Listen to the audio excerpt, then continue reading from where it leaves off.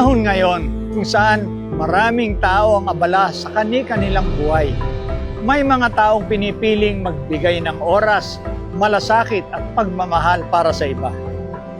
Ito ang Acts of Love Community, isang organisasyon naniniwalang ang simpleng kabutihan ay kayang magbigay ng pag-asa at makagawa ng malaking pagbabago sa buhay ng isang tao.